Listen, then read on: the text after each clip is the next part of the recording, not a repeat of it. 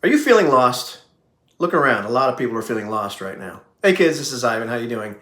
That feeling of feeling lost is something that I'm quite familiar with. And at various times in my life, I had a very profound experience of feeling lost or directionless or just being in the wrong place and not knowing how to get out. And, that's part of the human condition.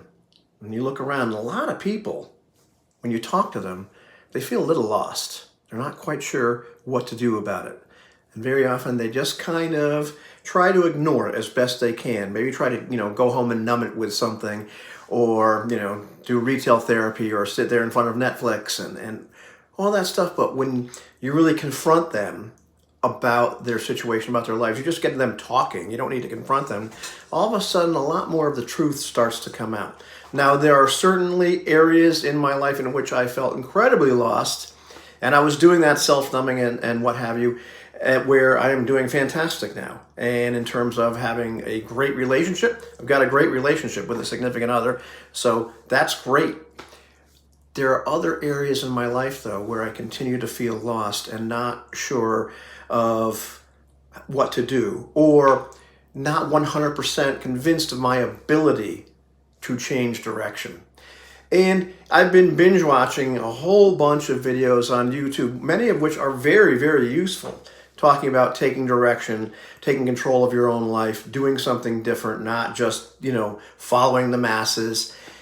Great advice, a lot of stuff, but very often the approach I'll see is kind of a hardball one, where the idea is, well, listen, you are where you are because of the choices you made, which is true.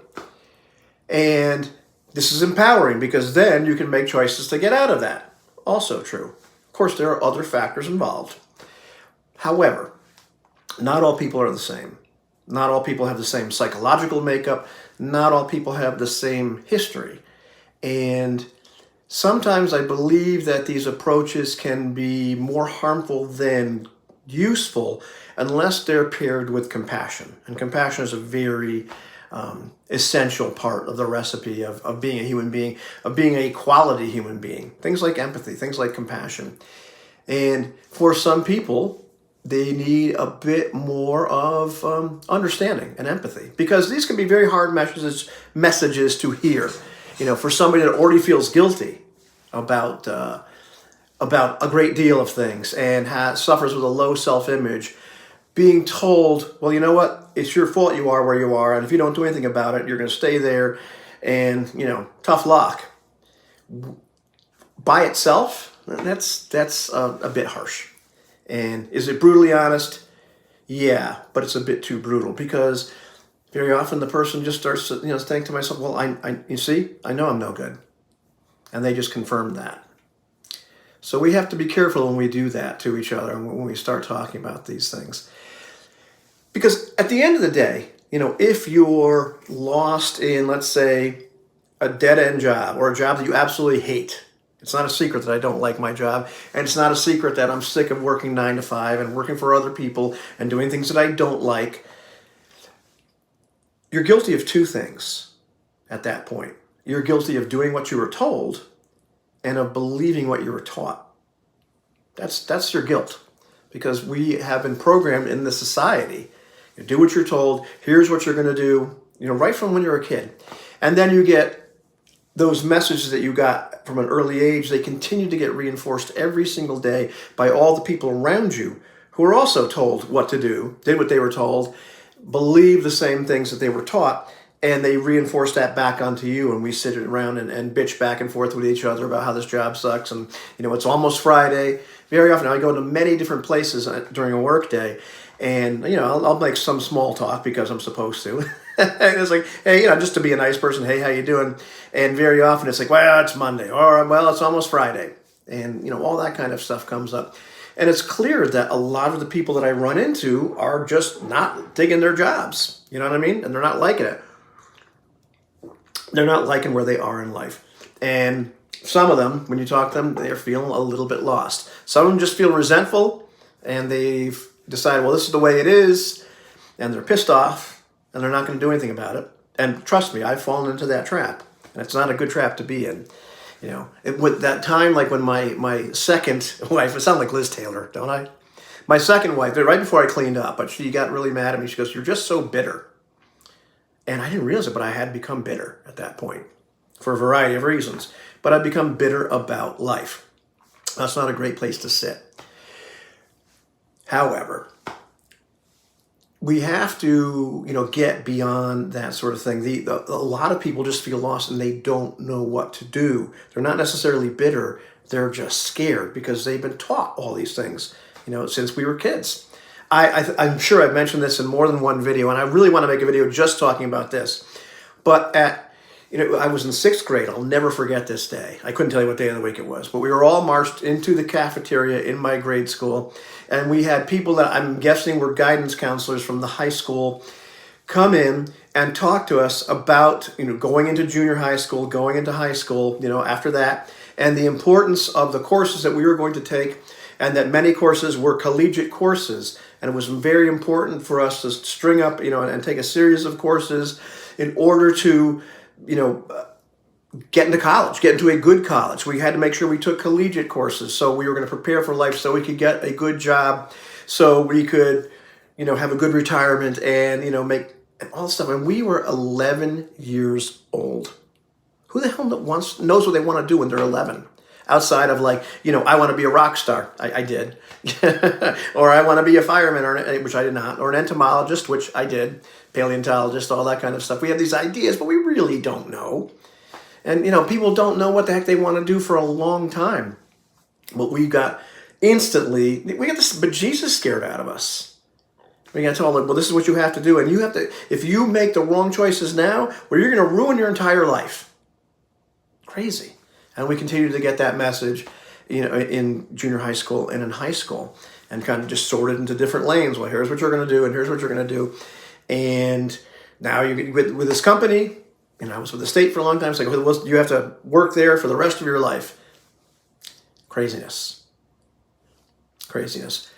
But even though right now, I guess statistically, you're better off job hopping every 2 years, you'll actually make more money and be in a better position for the most part. Not what I want to do either. That's what we got told we needed to do. We need to become obedient workers and do the things we need to do to get a better obedient worker job than the other people that were going to be obedient workers. And no, I'm not a conspiracy theorist. However, there are people at the top that absolutely benefit from people believing that there's nothing else they can do, from feeling lost and feeling stuck, maybe even feeling resentful, but just not doing anything else. And just showing up every day, doing what they're told, doing their job, going home and numbing themselves because, we become resources to people at the top. Just what happens. And, I decided, and I felt for a long time, well, that's just not what I want. When I say I feel lost, it's not just that I don't like the job. It's that a huge amount of the energy of my day is put into that, and not just doing it, but withstanding it. I heard somebody say today, if you're getting burned out, it's not necessarily that you're working too hard, it's that you're doing something that you hate, and you're putting all of your energy into, they didn't say it this way, but you're putting your energy into withstanding it. And that was certainly been my experience for a very long time, which is why I want to do something different. Why I'm looking around, but even looking around at different things to do, even if it just becomes that I become a YouTube phenomenon. Don't forget to hit like and subscribe, and hit that super thanks too while you're at it. I'm not selling any products yet, but who knows? maybe I'll make a digital product, but you get the idea. But looking around at any other avenues that I could do to also bring an income besides playing music, which I'm doing. It can be very daunting. What do I do? Where can I bring value to people? And and part of that is just the programming I received as a kid. Well, you're not worth anything. You're not good at anything. But part of that is the programming that I continue to get from society as a whole. It's like, the only real way you can do something is to have a job and do this. And we get caught very much into that trading, dollars or hours for dollars, as opposed to doing a value exchange where I'm giving you something that's of value, and regardless of how long it takes me to do it, you'll pay me this much. That sort of thing. a lot of us, self-included, sometimes can feel very much like unworthy of commodifying something, or that we should be able to be paid a certain amount to do a certain thing. I'll take the money for music. I'm very used to that. But even my daughter is making all this great pottery and stuff like that, really cool stuff. And a bunch of us have told her, you ought to sell it. You ought to, the stuff, because she can't keep it all unless she's super attached to it, in which case my house is going to fill up with pottery. Weird looking pottery too. Or she can sell it. But once again, it can be daunting. Well, how do I do that? When I ask this much for it, is it really worth that? Am I really worth that much? So very often, yes, we can feel lost. And, it's okay to feel lost. It's okay to have compassion for yourself, because the world is a big place. Society is a huge construct. The messages we've been given our entire lives, in some cases for decades, those are firmly entrenched. It's okay to have compassion for yourself for, believing that, for staying in that lane for so long, for being scared to venture out. It's okay to have some compassion and some understanding for yourself. Is it necessary to actually go do something in order to affect a change? Absolutely, it is. But the paradigm, or the idea of having somebody that you owe it all to because they pushed you and pushed you and pushed you and were really, brutally tough with you, and finally they say, good job, you've toughened you up, you've done the thing and broken free.